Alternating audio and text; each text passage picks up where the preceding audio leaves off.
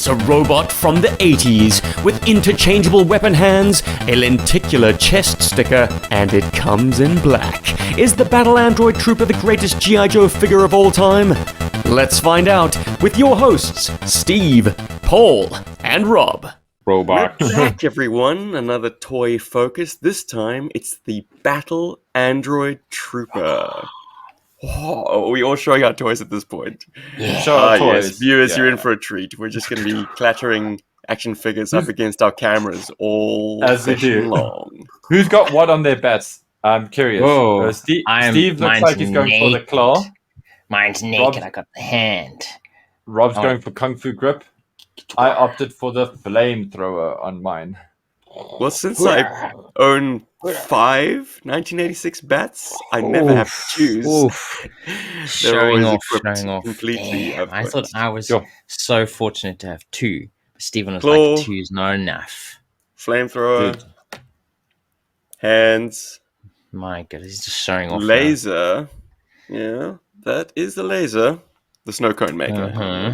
And final one, my favorite, the beater of the lot. Nothing in his hand. He's got an AK-47. He doesn't even have a hand. Cobra Officer AK. Yes, ladies and gentlemen, we are going to be talking about the Battle Android Trooper. I said up front in the sort of the intro, is this the greatest GI Joe action figure of all time? I think so. With one caveat. I mean, it sells itself out on features, which is a double-edged sword because there are frailty issues that plague a bat that you don't have to worry about with other O-rings. If that affects your rating, it's a valid point to raise. But the bat, you cannot deny, has been part of the furniture, a welcome part of the furniture for a long, long time. I think the best way to start a discussion on the bat is actually looking at the file card, because it is a fascinating glimpse at how the bat was intended to be used. Its actual use in media kind of diverged from it a little bit. But here we go. Yeah, people just took liberties. They read this and they were like, nah, we're going to do this. Speaking of reading, Rob, would you like to read it for us? Come on. Codename B.A.T.S. Cobra Android Trooper. B.A.T.S. are the perfect Cobra Troopers. They never question orders, complain about the chow, shirk duty, or surrender. They require no leave time, sick pay, or benefits of any kind, and they are cheap and easy to replace. On the other hand, B.A.T.S. do not react very well to changes in the field conditions, nor do they discriminate between targets. They will shoot at anything that moves, be it friend, foe, or animal. They also have an unfortunate tendency to burst into flame when hit from behind. Bats are dangerous to everybody. They'll shoot, bayonet, or kick anything in sight. Cobra infantrymen don't like to be on the same battlefield with bats. When a Cobra unit is losing a battle, they will dispense bats into the midst of the firefight in order to evacuate the area easily. Whoa. Yeah. So they're like a rear action tool, essentially. Just to throw these guys in the way while we run. A rear action tool. They are crude. They are highly disposable and very, very dangerous. Like, they're blunt instruments.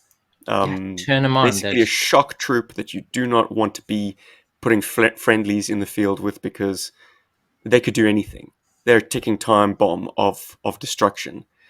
So yeah, a perfect weapon to use when you're in retreat, and I suppose a perfect weapon to use when you want to slow down the advance of anyone. But a lot of the time, they were the first line of attack, it seems.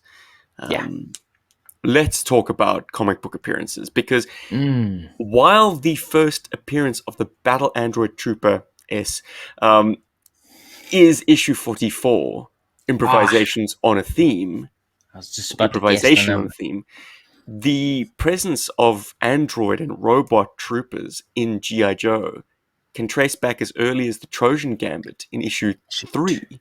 3. Oh yeah, close. Two was Panic at the North Pole. 3 was our first one back with the full team in the there pit. We go. And there was a autonomous robot that could reassemble itself inside the pit and wreak havoc. It seemed to be a very sophisticated robot. The first time we saw like troopers deployed en masse, issue 28. I actually can share it. You own this issue. So 28 takes place in the swamps surrounding Zartan's cabin. Firefly and the Cobra Commander need to defend themselves against an onslaught of GI Joes and cops. They fly controls, like video game controls, basically, to this hidden army of robotic troops and robot drivers of his tanks, hidden in the swamps around Zartan's lair. Brilliant. So they play Space Invaders basically against GI Joe Mobat with these robotic troops, which get chewed up pretty quickly. But let's not lose sight of the fact that like these things could walk, they could shoot, they could patrol, and they seem to answer to Zartan. Where did he get them? Surely he's not responsible for creating them. But No. still, it seems almost out of place. If you want a visual reference and you're listening to this, I think the helmet design looks a lot like a precursor to the Techno Viper. It's got a vented kind of mouthpiece. Well, it's actually not That's like vented, but it's a similar sort of mouthpiece shape. It's got two beady little eyes peeking out from underneath a Fritz-style helmet. But they have antennas, which is so cutesy. And the antennas have the kind of the, not Kirby crackle, but like a sort of like dee-dee-dee-dee effect above them. Yeah, Well, there you sans go. the remote controls, these kind of feel like what the Farcard are describing in a way. You know, Absolutely. they're very disposable. cannon They get fodder. destroyed easily, but you know they don't care what they're doing when they're shooting you. Yes, they're dispatched very quickly, so they were clearly a kind of very early precursor to what we eventually got in issue 44, which introduces the bats rather unceremoniously, I must say. Like, they just happen to be there. And the reason being, issue 44 is one of those like issues that we'll probably come back to a couple of times in this series of toy unveilings, because issue 44 serves to introduce the Ore Striker, the Mauler, the Silver Mirage, Bazooka, Heavy Duty, Airtight, Crankcase, and Dr. Brainwave. Oh my! Jeez. Like Larry the whole was like, Sears catalog. they gave him a list of toys. They were like, "You have to feature these in the upcoming issues," and he was like, "I'll put them all in one issue," and so I can get back to what I was trying to say. So this is There you Dr. go. Brainwave's audition for Cobra. He happened to like create the bats, but really the main push are his spore bombs, which make your opponents fall asleep. And the bats are basically just a delivery mechanisms for these bombs. He has the Wow. bombs strapped to, placed in a canister and strapped to the bat's back, and has them jogging. It's a very interesting image to start your introduction to the bat with. Like, to see them in full flight. They are running. You normally expect these things to be lumbering, you know, slowly moving, their primitive logic sensors, scanning for movement. But no, these guys are like Rod Wiggum had a particular way of drawing characters in like a full sprint. And it's almost balletic because they're pointing their toes. And it's an interesting look. But zooming out from just the posing, you've got a bat that's presented in a more blue than black.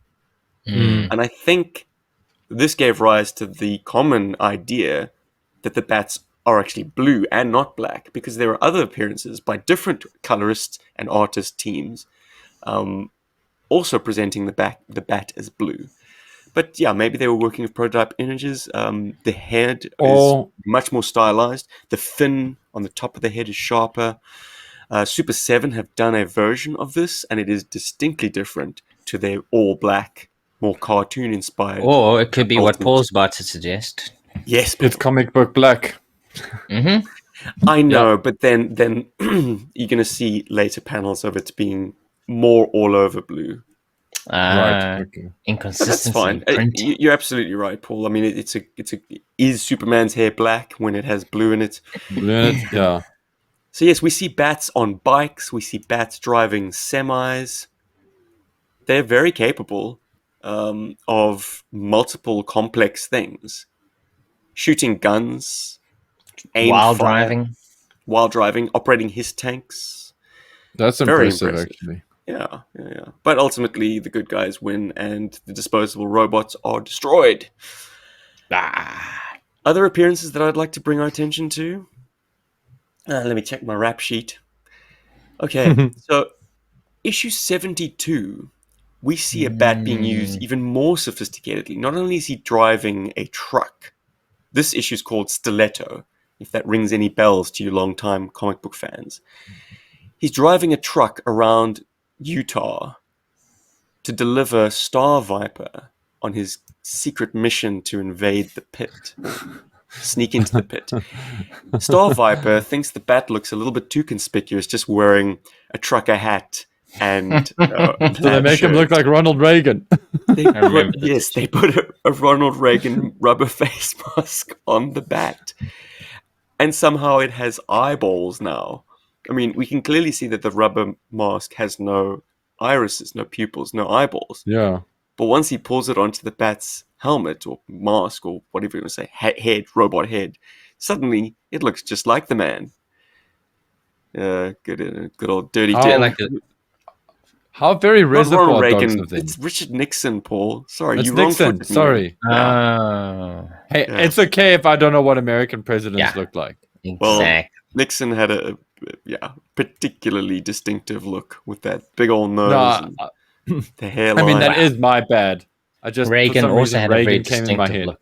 Yes, Yeah. you're right, 80s, GI Joe. Also, guys, before you flit over from this page, there's a panel with this bat sitting and driving. He's got a like a trucker's kind of plaid shirt and a trucker hat. Mhm.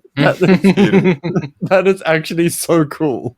But I apart think from the it's so disguise rad. being quite ridiculous, if you think about it too much, Star Viper is able to have a back and forth exchange, not just single word use either, like affirmative, negative. He's able to say to this bat,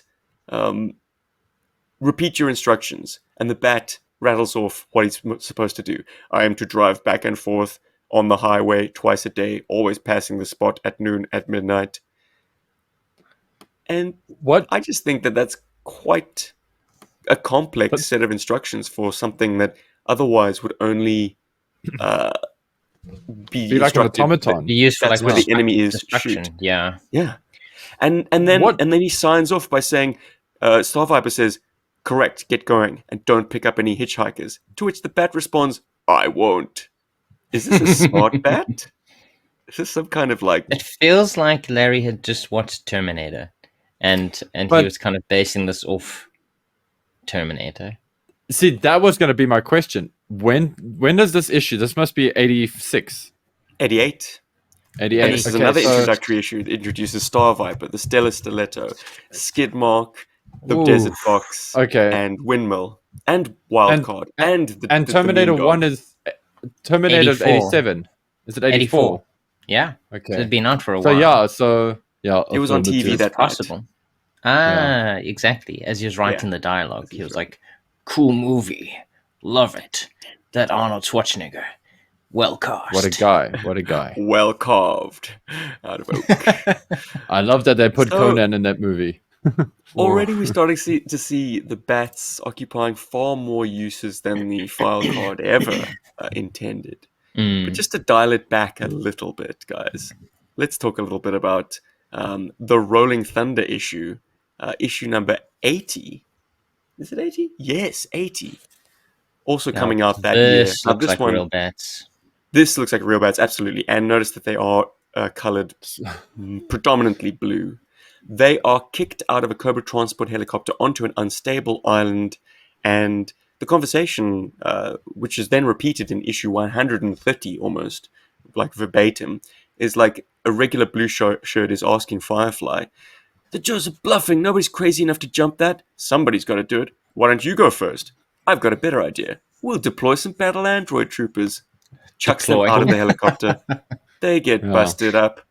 And, you know, their limbs coming off the legs. Things are twisted. Things are broken. They're basically crippled. But they're still shooting.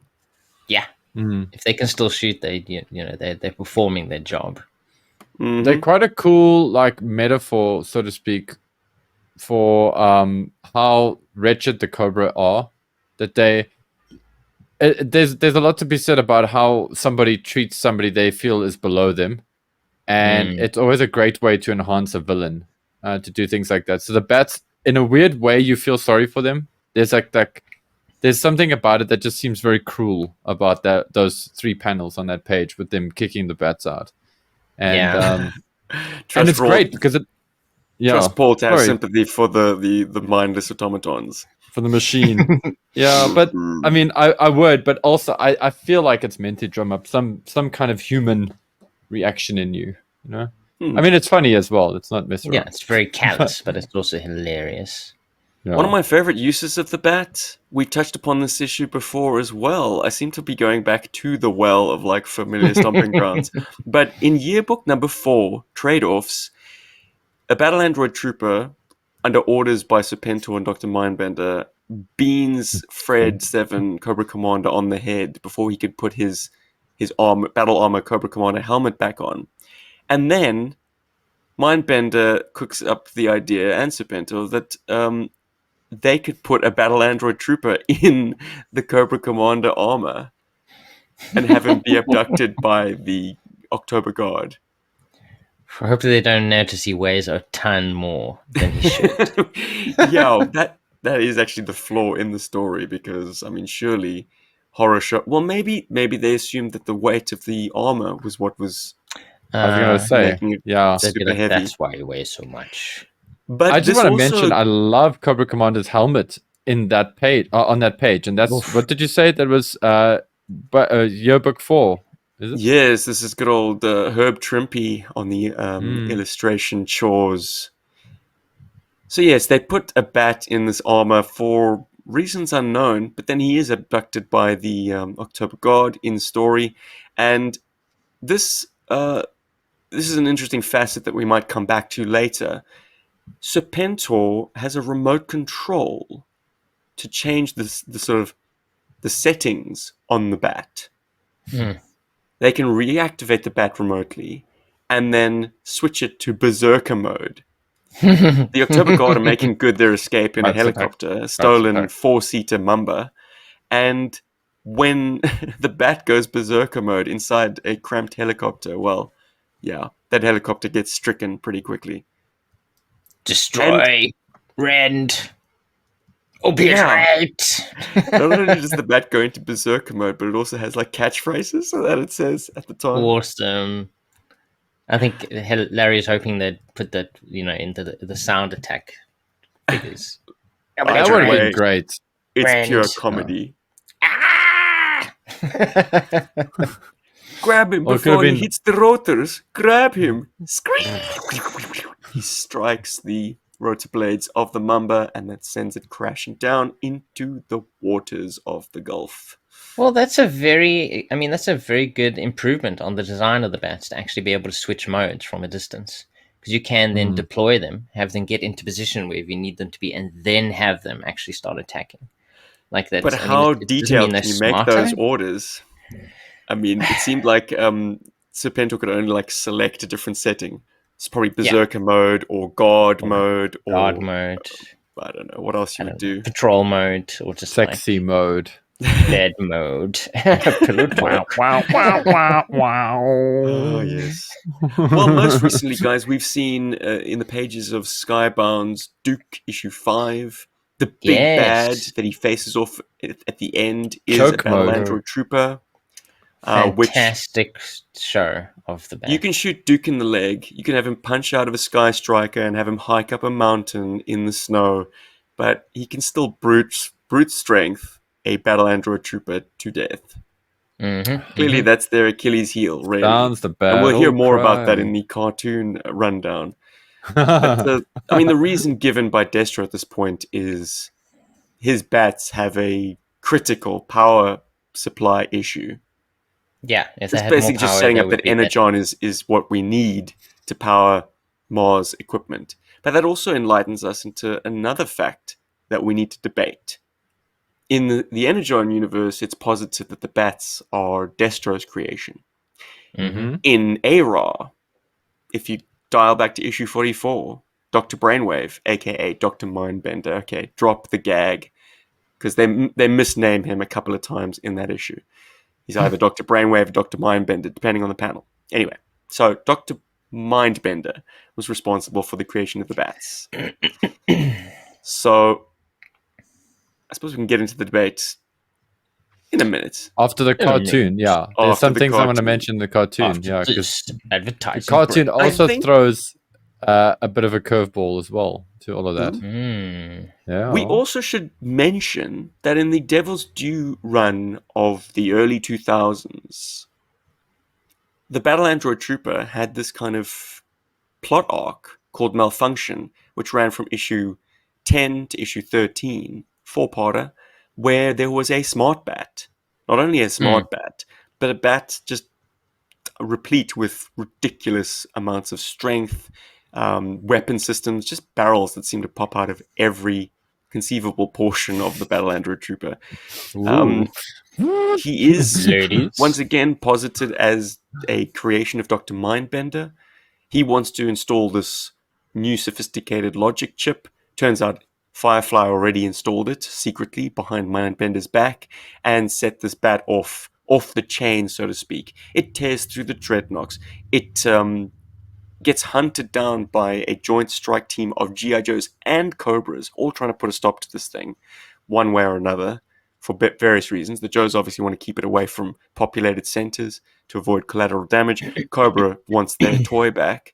But it handily defeats everyone over and over and over again until it's eventually deactivated by Firefly. So, an interesting appearance of the bat. Well, I mean, I haven't been sharing it this whole time. Damn.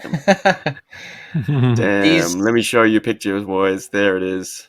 Gun barrels everywhere. Okay. Yeah, I do remember this. Yeah, God, that's ridiculous. but this is like a huge improvement of the basic version of the bat. But I think, I mean, there is a kind of a juxtaposition between like the way it's presented. They're meant to be cheap, easy to produce, but that also means that yes, they should actually be fairly easily broken. Like you can't make something indestructible and make it cheaply.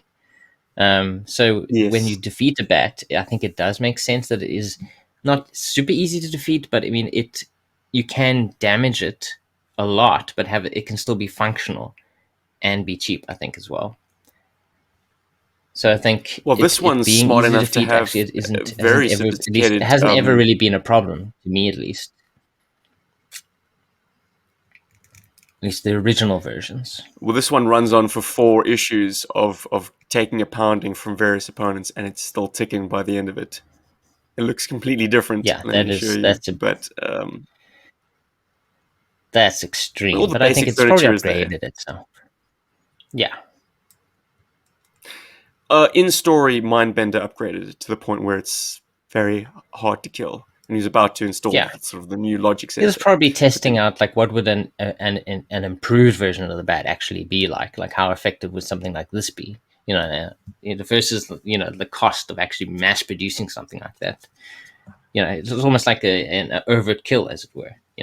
Yeah, kind of controlling the army of bats.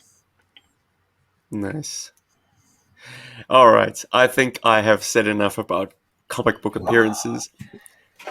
It's everywhere Because in the debuting comics. in September of 1986, we had Arise, Serpentor Arise, and in the very first part, baby, take it away, Paulie.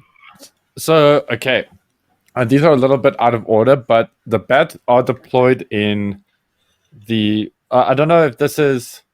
Damn, I got this image a while back. So, the bats are deployed in a school bus, which was like quite fun.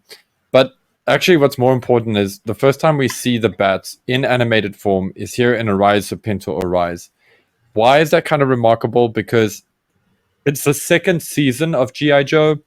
Essentially, we've had a whole bunch of episodes for the first series of GI Joe, and we've had a lot of like sort of bat stand-ins, and it's actually quite easy to kind of make the mistake of thinking that you have seen bats in the first series, because I actually I very quickly went through a lot of episodes in the first series to see if I could find some bats in there, and it was just like the robots, it's like I looked up that robot on that fun island that has the clown face, and for some reason I just kept on thinking it was like a bat, and it's not.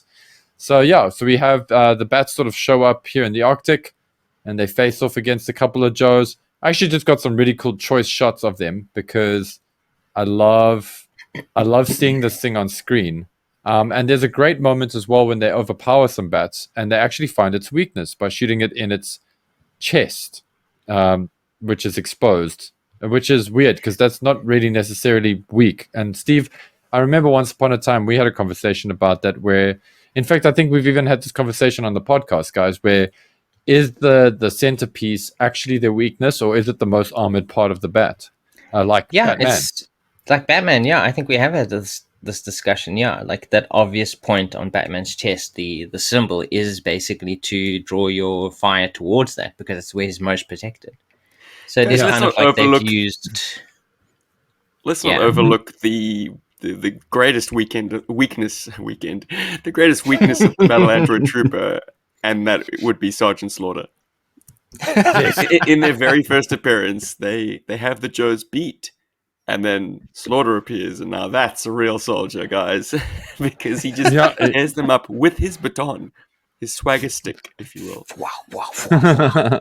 Yeah, swinging them through the air like they're ragdolls.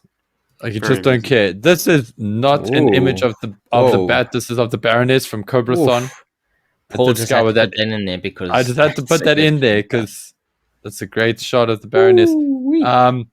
But I do love that the animators sort of were quite meticulous with the design of the bat, trying as much as possible to get the details and the chest It is right. very similar, but I like the variation that they've done where they have made the faceplate red.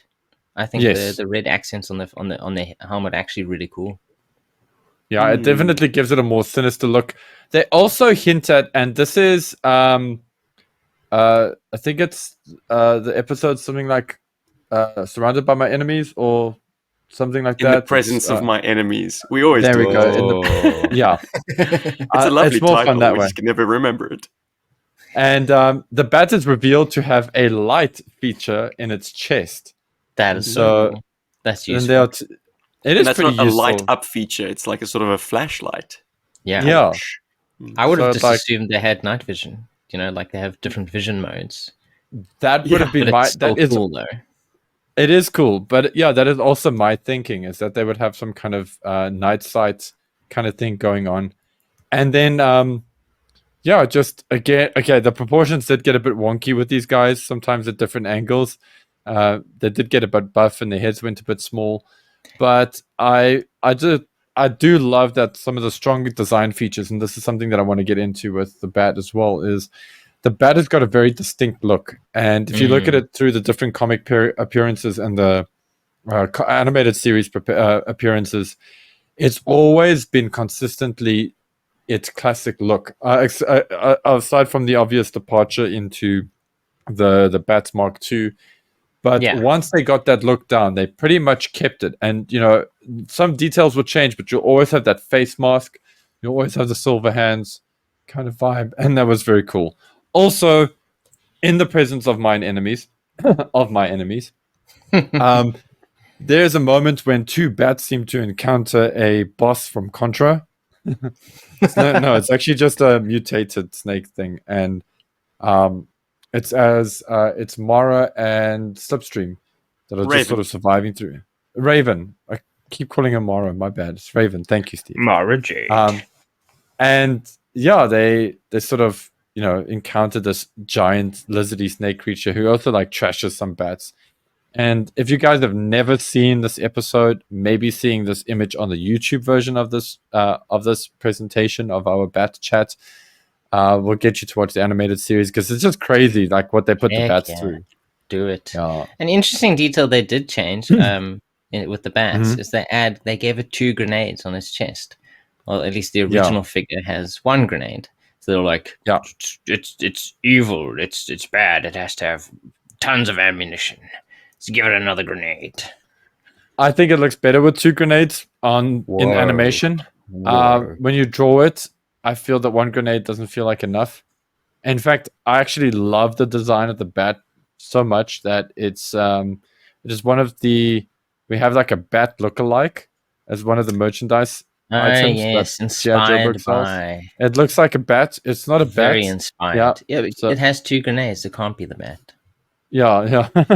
But even I like popped in 2 grenades there as well to try and give it like to push it there. But yeah, so that was an early like sketch of it. And then just speaking about the design of it, I know I'm sort of straying off topic here, but the bat is peppered along the entire animated series, second season. There's quite a few episodes that use them in quite fun ways. I picked out the ones that I enjoyed, like where the torch was and where you saw them being killed properly. But I did some sketches. So what I've been doing with these episodes, the Patreons and the YouTube members will know this. I do these like afterthoughts where I collect my thoughts and things that I couldn't express in this episode, maybe just because I forgot about them or didn't have a space to, or only thought about them after the episode, for example. And I normally do a sketch to accompany that. But this time, I really wanted to do a sketch beforehand of like a quick bat redesign and where I would go with it. And that's what you guys can see on screen now. For the podcast, Very futuristic. For the podcast listeners, I'm sure we will have an image of it somewhere on our Facebook or something for you guys to check out as well. But yeah, thank you, Rob. Yeah, it's very futuristic, very cybernetic, very kind of frail, more frail looking than buff. I played with a few ideas. But yeah, I love the bat. It is an incredible design. It's got so much going for it. You can really play with this this look. It's menacing. It's kind of a zombie, but it's not. Sometimes it's smart. Sometimes it's dumb. It's sometimes great. it seems to have it elicits some pathos. I mean, Paul, you were sorry for the ones being kicked out of the helicopter. What about the one in, I think it's My Favorite Things?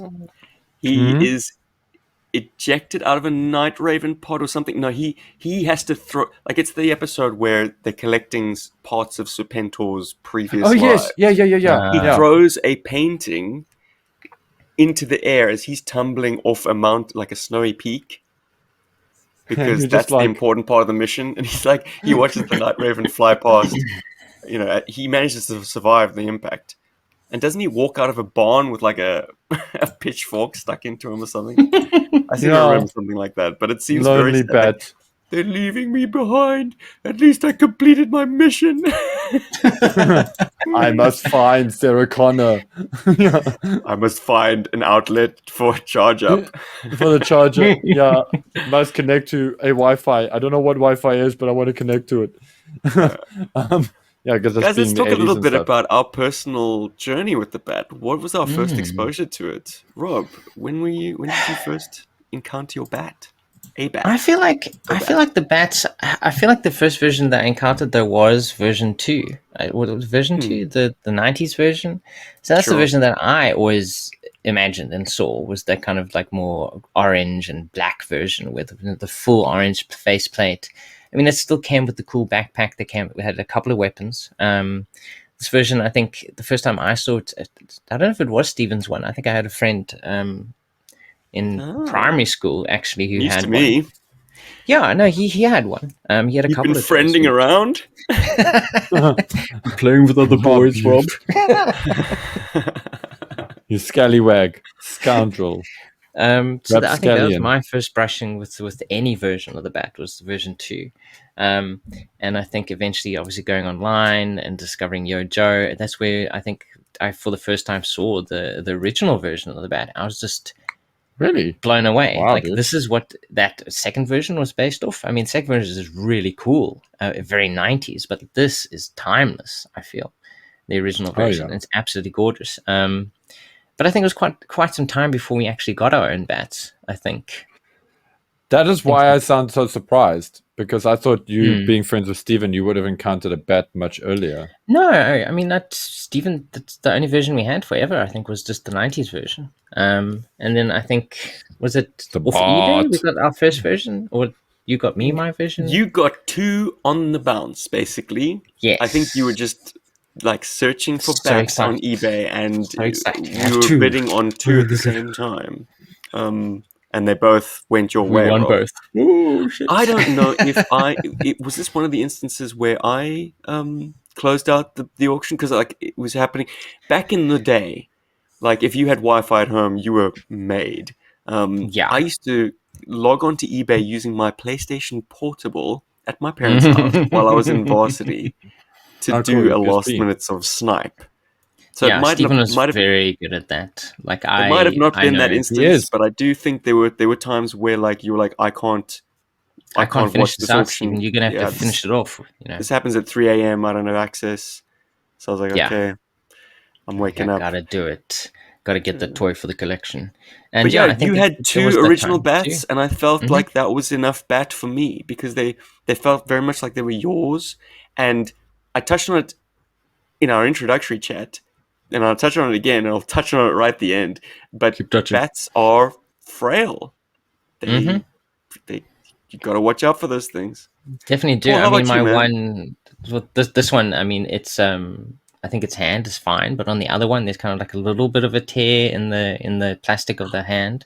So if you were to attach Oh. it too hard, it would probably break it further. Pull it off. Yes, You the know, hand is splitting on the cuff. Yes, Right. that's right. Yeah. But otherwise, I mean, for me at least, my two bats, they are actually in fairly good condition. Actually, all articulation still works. I mean, the other one unfortunately is in pieces. I just haven't put him O-ringed him. together Reassembled. Hmm. recently. But yeah, in general, at least my versions, because I think I'm fairly careful with them, they're actually in pretty good condition. Generally Okay, speaking. well then let's have this conversation now. I'm going to bump it up in terms of the agenda. do. I was going to talk a little bit more about our personal No. stories. Well, You guys have I heard the loved your person's story.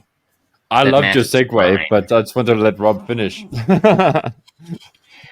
Yeah, I like finishing first. So- Sorry. As far as Please. I can tell, the almost exhaustive list of like bat melodies, and prepared to enter a few more if you've got them. But the torso, because of the lenticular sticker, it's sunken into the chest of the bat, meaning it's quite thin. I've had a few lenticulars that have been absent from mine, and you can see on many examples where the back screws actually punctured the plastic in the front of the torso. Oof. So it kind of pushes through. And that Oh, also that sounds contributes to awful. the lenticulars eventually falling off. It That gives me a adhesive, stomachache. it's prone to the ravages of time. It will dry. It will, in many instances, lose its stickiness. And you've got bats with no lenticulars. Boo! The lenticulars themselves, prone to water damage. Of course, it has a paper backing. Don't be putting your bats in water. Which is something that I typically like to do with my action figures, but not in the case of the bats. The bat butt. Whoa. What I mean by the bat butt Steven. is it's got a kind of a very shallow socket for the legs. It has a very could crazy cause like. your bat to become Ooh, castrated. In other words, his Steven crotch has to a broken snap right off. crotch. This became an even bigger problem with the 2005 Viper pit set, which they lost the Viper parts, some of them anyways. So they married a bat butt or bat crotch piece to Viper legs, which are a little bit meatier, thicker in fact, than the bats. And So, that I mean, just it makes can the easily most break. flyaway crotches of all time. Like if you try and put those guys into a seated position, expect that dick to just fly off. Pew! Yeah, if you thought Scarlet's crotch was easily destroyed, Now it's shooting dick. hold up. Yes, you The can. Vipers have got it. Penis in really the bag. shoots. I mean, of course, guys, losing the attachments suck because they are very small, they're very fine, and the post can snap on the Yeah, bat. it's just And not the thickest post ever, I think. I've That had to little repair a nub few is- posts in my backpacks. Oof. That is a thing. Broken And tips. I guess No one likes finally, that. I mean, unless you guys have any other frailty issues that you'd like to mention, I guess you don't have to worry about it yellowing because it is handsomely dressed in black. But the lenticular I wouldn't expose to too much sunlight. The colors of this thing will last forever, I think. But I'm actually wondering, Paul, what is your first brushings with the bat? Like, how did you? So my first encounter is I'm going to bring my friend Dave up back into this conversation. Never heard of him Dave, before. yeah, exactly. Dave had his bat, and I was like, "Oh my god, this thing's amazing!" And I only realized a little late, not much later. I remember it being like maybe a week or two, maybe it was a month. Time is so difficult to remember when you're a kid. But I do specifically remember when David showed me the backpack and I saw the attachments. I was like, oh my word, the forearm comes off.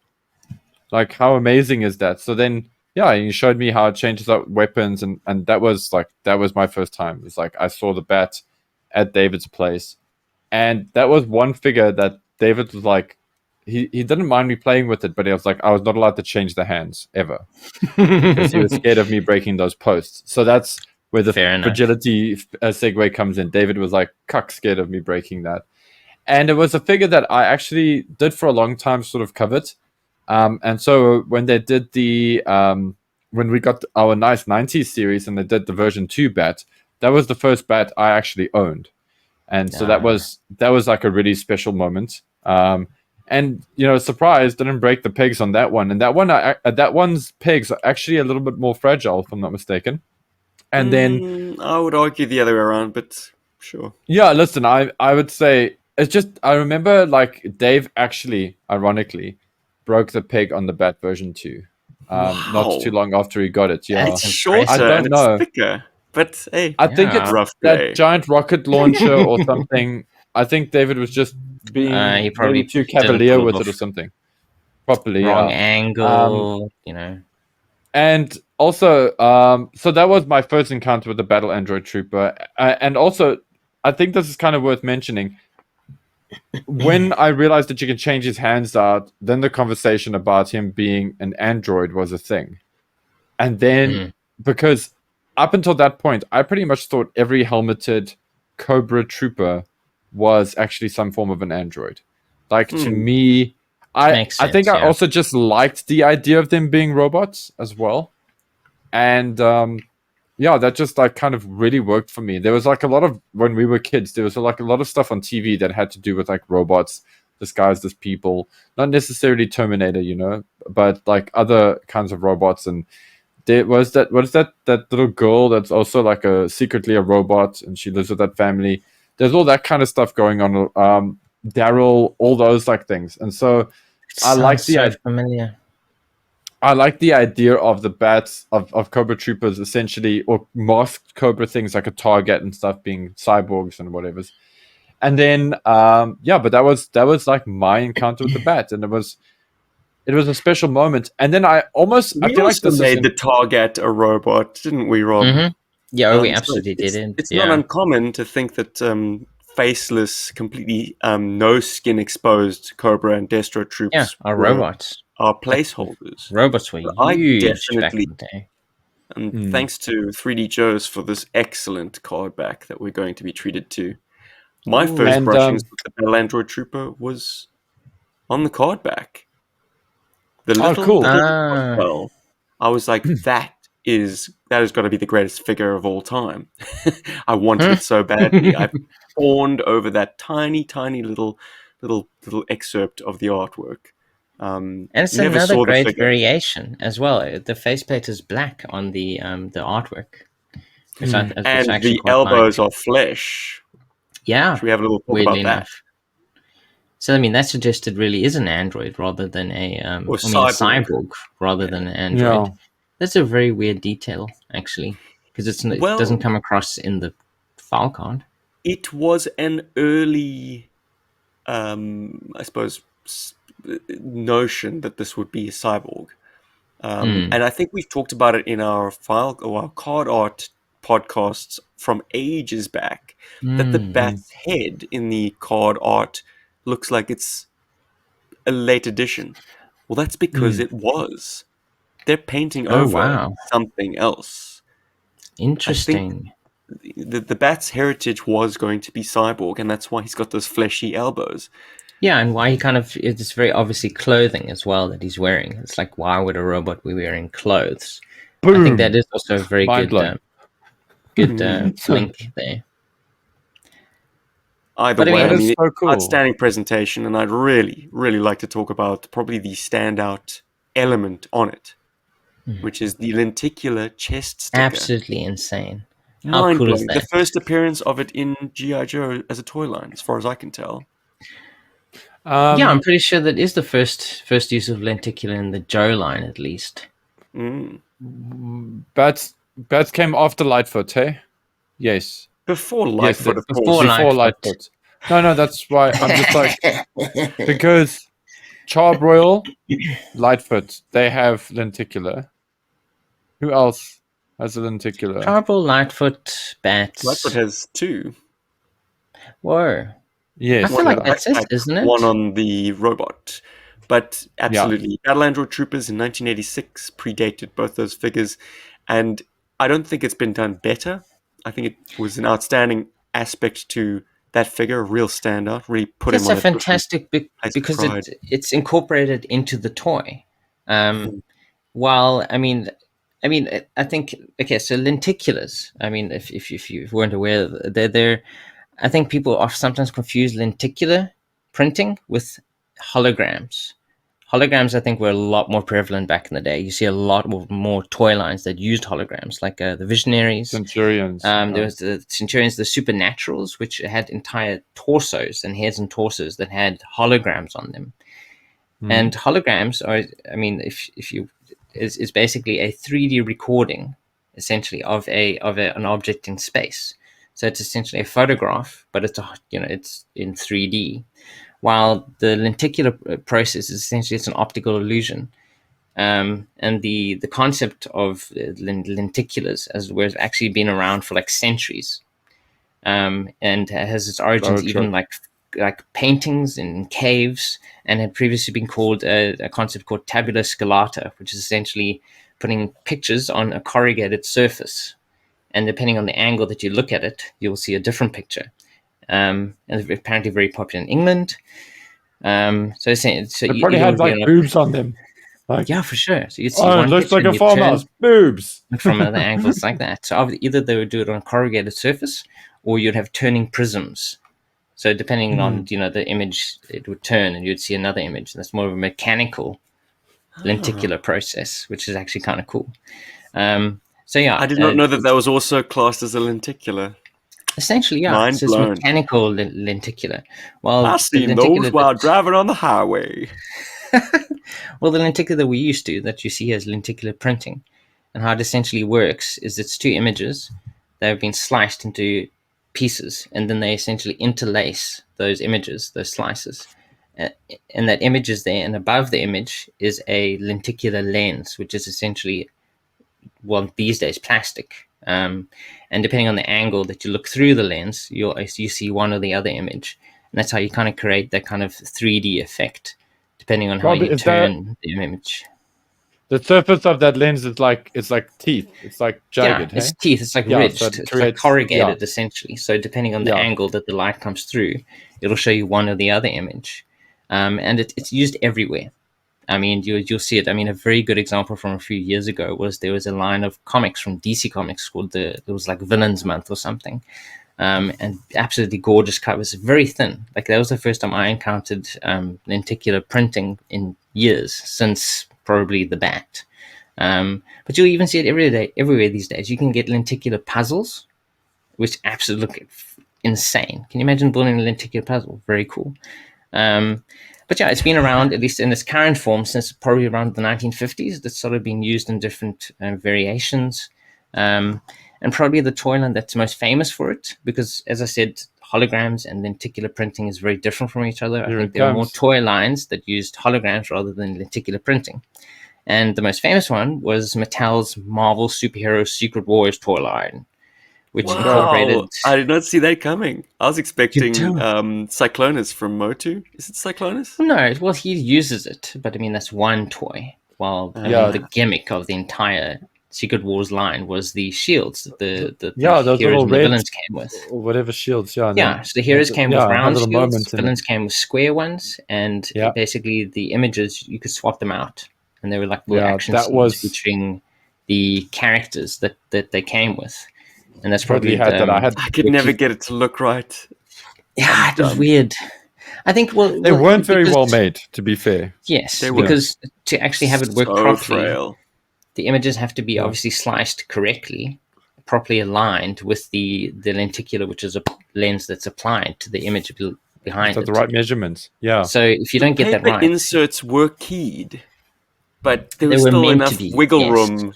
Yeah, but the oh, image man. really didn't look good. Because I I remember could you see had what it was trying to achieve, like Spider-Man on the one facet, Peter Parker on the other, or like a battle scene that has like two yeah, shots you had to the it. Spider-Man figure. I feel like you had the Doom figure, but I don't remember the Yeah, Doom shield. I That got had lost the early Doom doors. figure, so that was Mm. Yeah, so Guys, it's can a I throw in? fantastic. Good shot. Yeah. No, sorry, I just want to throw in, like, to go with what Rob's saying with the lenticular stuff. One very popular type of lenticular kind of collectible thing was the X-Men Marvel's 95 line. They had what was called a Mirage card. There were two Oh, that's in right. that line. Yeah. Yes. And that Mirage card was shit. Okay, memory's failing me now because I only ever saw it when I worked at the card shop. But they had two of them and they were quite like fancy. I've actually got one from a box of Onslaught, believe it or not. Hold on. Pardon me. I got a fruit. Anyway, I return. So those cards were like highly collectible during those days. I think it was like 1 in 1,000 boxes or something, or 1 in 3,000 boxes apparently, or one in 3,000 packets had one. Oh, wow. And I remember they were selling for quite a hearty sum. I think the one that we had at the store at Storm Seekers when I was really young was about 1,500 rand.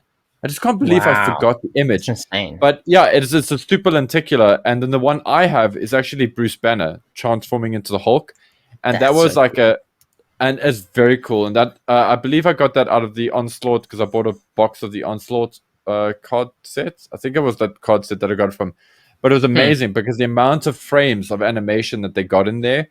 I used to look at that a lot. I actually learned animation. I learned to understand animation from looking at that card the whole time. That was really That's quite amazing. like a That's thing. one good So, example of Marvel doing good lenticular. yeah.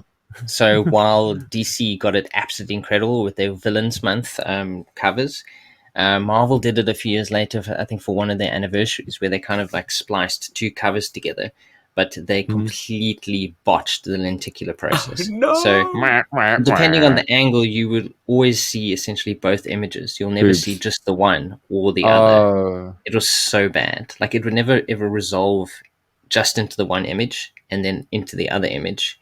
It was lame.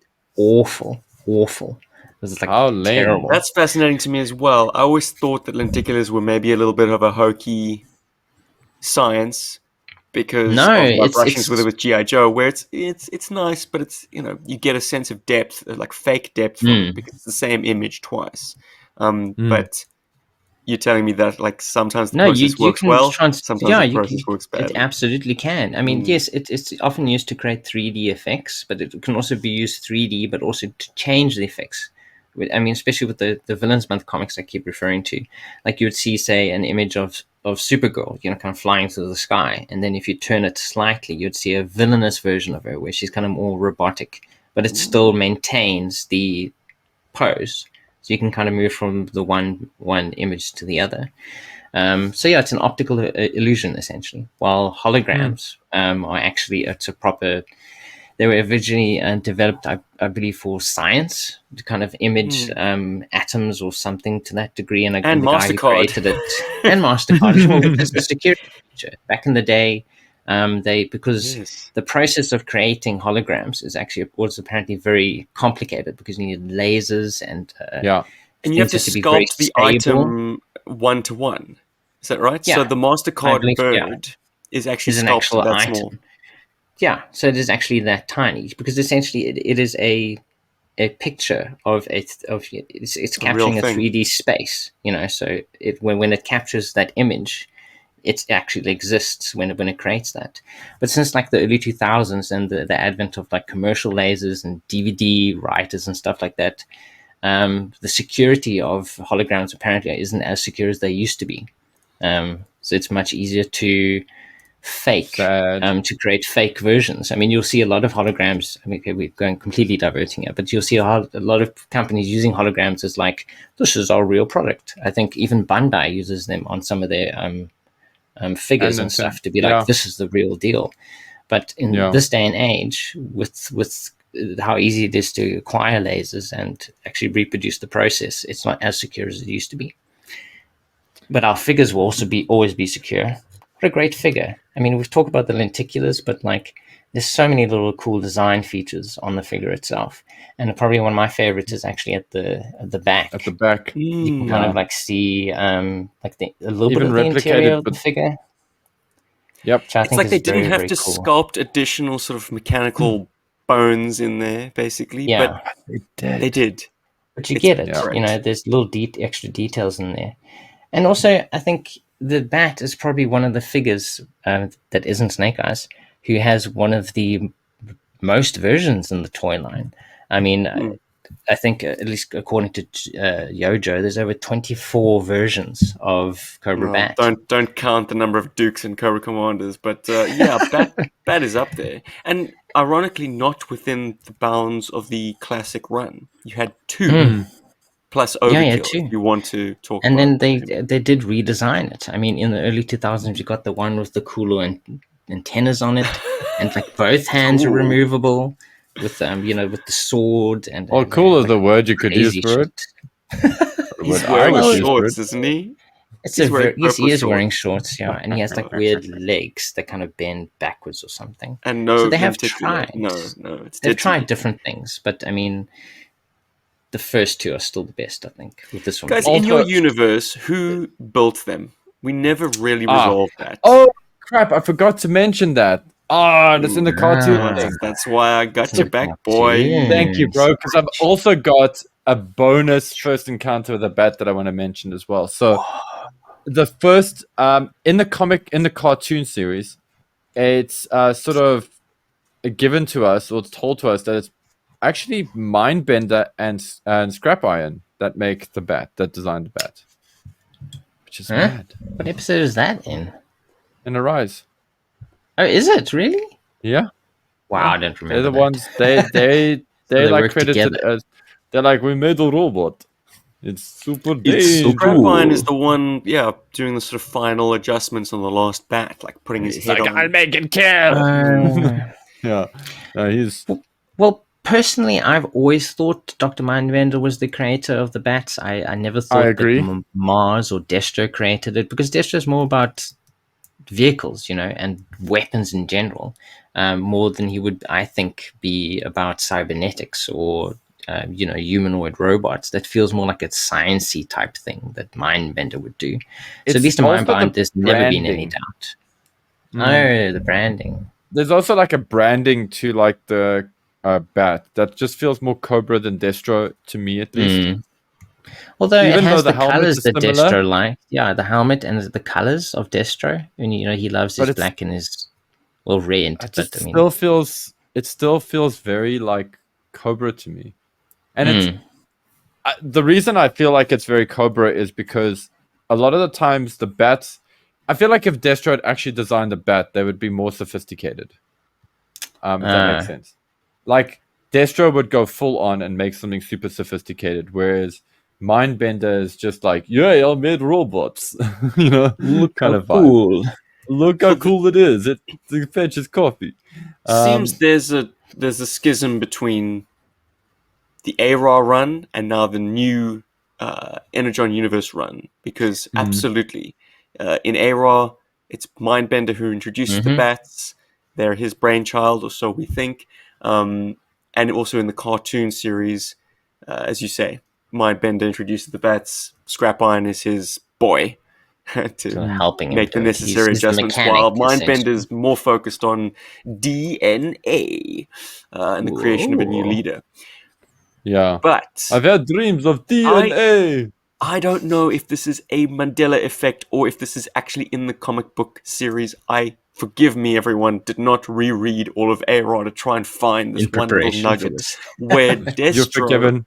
maybe No one Destro apart and Baroness are having this conversation, but there seems, in my brain, in my memory, I seem to recall a moment where the big reveal was that, sure, Mindbender created the bats, but they were made using Mars proprietary technology. So there's a kind of a logic sense, or there's a sort of an override that Destro has over the bats. This might be retconning that happens in the IDW series. It might have happened within ARA. I couldn't find any information online, and I, as I say, didn't have the time to do a reread to try and find that. But I feel like at some point, Destro asserts his control over the bats, saying, actually, they're mine. Actually. Thanks, guys. Yeah. Activate Yeah. Destro So mode, and they change color. Did you not think that even that the construction of Serpento was even beyond your genius, Dr. Mindbender? And now it's like also the bat. Shane, the poor guy, he probably really wasn't a dentist. Probably just imagined he was or something. Guys, Yeah, he didn't make anything.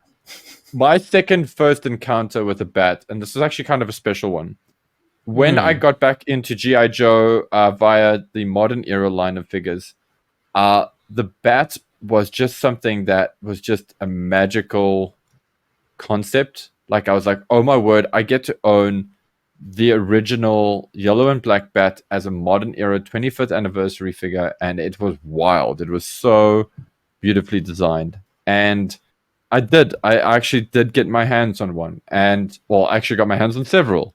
I went a bit bat mad, but I remember like getting that, and it felt like the first time I'd encountered this figure, because it was not the vintage, but it had so much going for it, and it actually spoke so highly of the quality of the modern era GI Joe line, and that was a special moment for me, because the only bat I was able to buy till then was version 2. And the B.A.A. or the B.A.T. or the B.A.T. Space B.A.T. bot. And kind of overkill, because he is like kind of the leader of the bats kind of thing. But he's also kind of got similar bat features. Okay, cool. But that modern era one was special. And what they did with the modern era with the bats was also really cool. Creating like the jungle versions and the ice version. Oh, they went crazy. They went nuts with them. Redesign. And it was kept so true fun to the original, but they kind of like more svelte look to it. Only criticism. Drop the lenticular, but we can forgive them that because they made a very hardy figure as a result. But I must say, like, seeing it picked out in 3D as actual sculpted elements make it less detailed and look more like cartoony. Yeah, weirdly enough, actually. Yeah. These sort of multicolored pipes and pumps, greens and reds and blue, whatever it is, yellows, cogs and things. It's not detailed enough to be real. It looks which is what phony baloney. It looks like, shoot me here, guys. Yeah, hit this. Which is what this guy suffers from as well, which is why I'm so glad they give you like a chest cover. Also justified figure. Yes. Yeah, and this is the classified bat that I'm referring to that actually gave you that feature. That which is cool kind that of you can cover it up.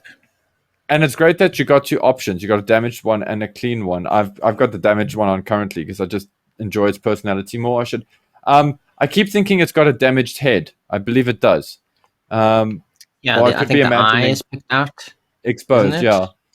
Yeah, and this is like not a new concept because that was already realized in the modern era. They did like a damaged bat. They're just copying the modern era. They're just taking good ideas and going forward with them. Yeah, totally. I mean, if you're going to steal from a well of well-executed designs, check out some of those modern era GI Joe figures. But yeah, guys, the bat is golden. Love that they've gotten away with so much on this toy. The features, and easily, now that I've kind of slowed down a bit with my classified GI Joe figures, I can easily say the bat is probably one of my top 5 classified figures now. He's just really, really, really, really, really amazing. And look how sinister he is on screen. For those of you guys watching the YouTube version, you can just really get like cool, sinister kind of poses out of him. Love it I love it when a toy has the ability to just convey a lot of emotion through its body language properly. And something else they carried from the modern era version is the fact that the left and the right hand arms are detachable. Yes. It was introduced in the early 2000s with the Forgotten Era line, but it was very well used in the modern era, and they did carry it across successfully into the classified line. I'm Batman. that direct, no, what is it? The new sculpt bat makes me laugh so much. We really should have had a picture of that. We didn't want to So talk about it, gross. but like, it Not. has to be said. Absolutely. Yeah, Guys, there are moments. attachments. Yeah. Which is your favorite? Ooh, the claw. I have to say the Claw. claw. It's just it's visceral, and you can actually use it with another figure. You can kind of like put the Oh, arm in there, yeah. you hold him up. Checking out Yes. 3D Joe's, actually, I mean, they didn't have to, but bless them. In that But they did. photo shoot for the Bat, they have an amazing picture of, well, they arc spin through sort of image of the Battle Android Trooper grappling with version 2 Roadblock.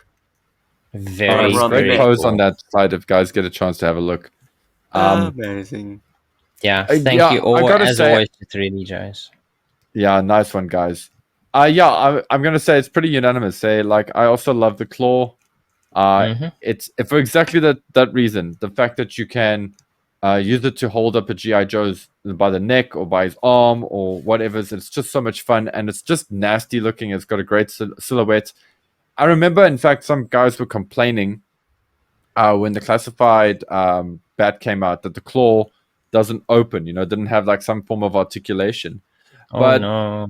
I'm so glad they didn't do that, because this actually maintains the play feature, because this can still hold, this Bat's claw can still hold a classified neck Yeah. up, and it can still Nice. hold I that think same. they realized amazing. that that's what it has to be able to do. It's a And if you great add feature, articulation yeah. in, it ruins it. So do we all does agree? it? Have you tried with your 25th anniversary Bats to Yes. grab someone's Whoa, neck? Okay. he has.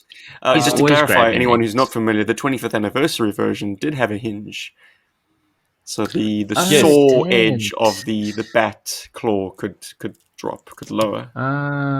Useless. So I'm just Paul's old going to shipwreck. demonstrate to the class.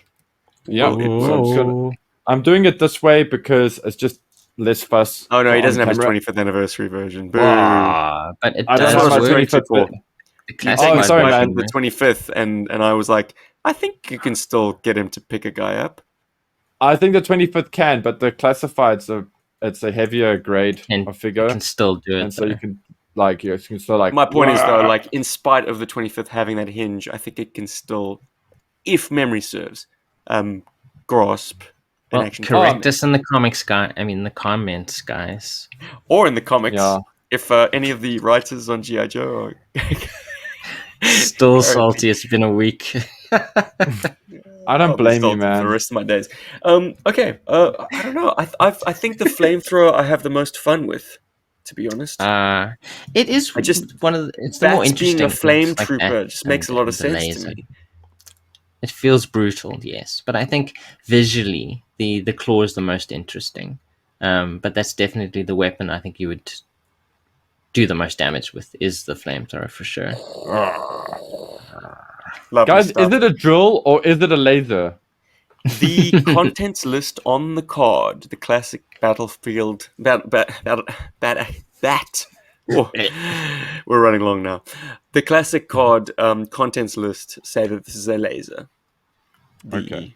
The third attachment. Well, there we go. We cleared it up for everyone who thinks it's not a laser. It is officially, according Yeah, to the okay. file card.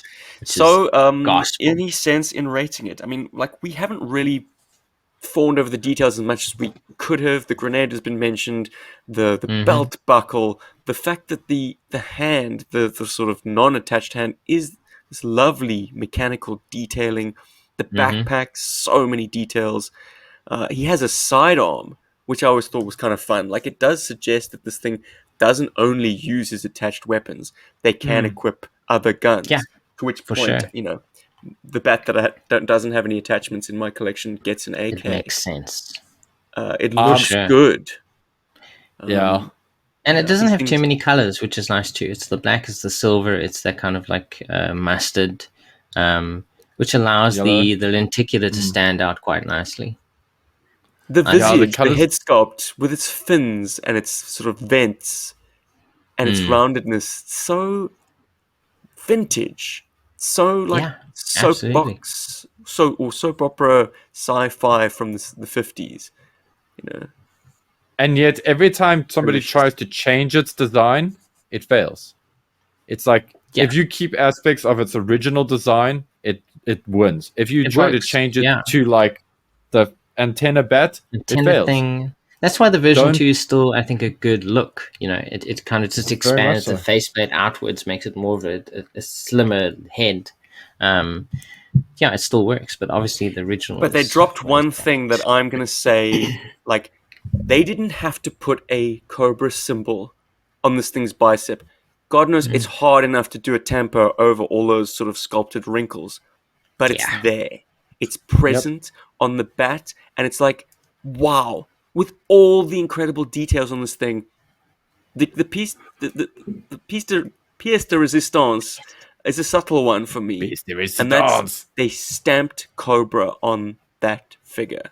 So many Vipers are impoverished, anemic, disadvantaged by not having a Cobra symbol on them somewhere. The bat is not in that unfortunate list. 100% 5 out of Cobra. 5. There is no of course. denying this is a great figure. Yeah, man, it stood the test of time. I think we gave it sterling praise earlier on in the podcast when we discussed it as well. Amazing toy, amazing like concept, like just so much going on with it. Little nods like the side arm being on the left hand side of it because the With the vintage classified version, it's great. Yeah. There's so many good details in the classified but version. the vintage version, the vintage also like the gun being on the left hand side because that's the hand that's still a hand, whereas the right hand would be the accessory hand. So I thought that was very cute. Comes off. Like off. and that they've kept that, they've kind of kept that going with these designs. It's This just is one time too that Steven's okay with the character being left-handed because he's Left-handed. a robot. And also, guys, a detail, I know we've mentioned it, like I mentioned it in my like sort of encounter with it, but this is something that should not be overlooked with the bat, and it's an outstanding feature. The classic or the vintage bat's removable hand not being obvious that it's removable is That is very cool. it's magic. It's toy sorcery for me. I remember like my mind was blown when I saw that could happen. I was like, what? You broke your toy, And David. What are you doing? And it added a layer. It also did one small thing. It did break GI Joe for me a little bit because it added wrist articulation, which made the bats can hold guns quite well. They can do. Although I weirdly wouldn't enough, twist along that pin too many times, though. Yeah, back in the day, it was safer. Yeah. I'm about to, that's what I'm saying. Like whenever I attach it or detach it, I'm pretty sure I always attach it so it faces the way it would if it didn't have articulation. I don't think I've ever or tried to attach it at a different angle. I think I've always literally just gone, there you go, Straight. back to where it would You've be worn if it I in. couldn't change it. Yeah. Fantastic figure. Yeah, 100,000%. Yeah. All the way. And yes, 5. Duh. Will we I got it. ever pick a loser here on the GI Joburg toy specials? It seems like if we all own it, it's got to be good. So, guys, go out. If you don't have it yet, I can't imagine you don't have it. Go and buy yourself 2 of these guys, or 5, like Steve. Yeah, because they're super cheap now. It's a 40-year-old toy.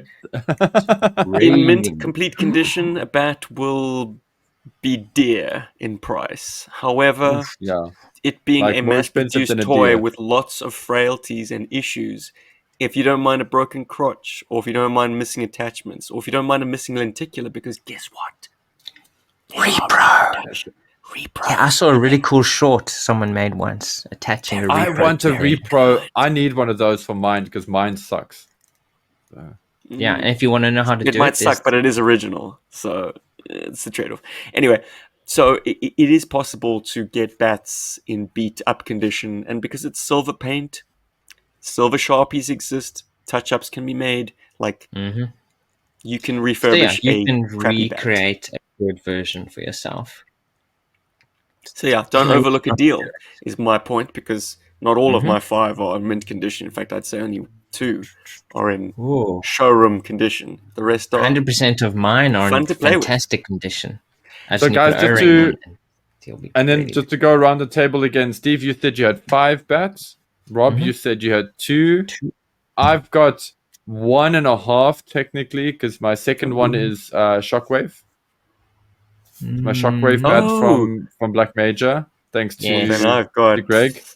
I've got 7. Oh, wow. Oh, 6 bats. Crazy. He's got Give you a dog a bone. He's got you beat.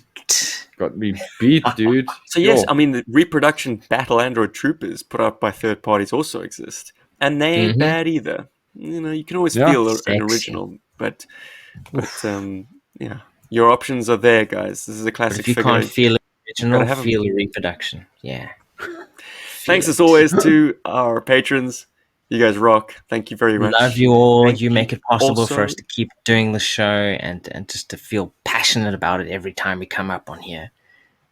Keep us going. And of course, thanks to the YouTube This member is- crowd. Thank you everyone who just joined us on YouTube. Yeah. All of our members, the Patreon members, the YouTube members, those of you Everyone that buy who- merch, Yeah, those of you who everyone- like, those of you who subscribe, all of you. Bless those of you that don't throw food at Bless us in public. Thank bless you. It's difficult for them to do that. Joe. Attack. Attack.